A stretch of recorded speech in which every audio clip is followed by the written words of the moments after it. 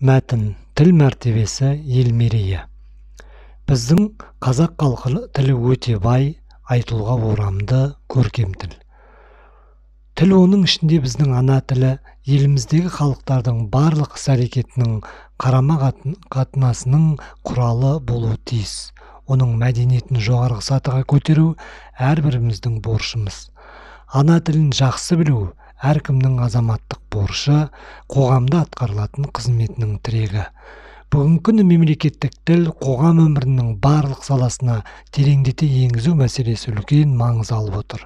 Соңғы кезде мемлекеттік тілдің өрісін кеңейтуге, оның өркен жайып дамуына ықпал ететін басты қадамдар жасалуда.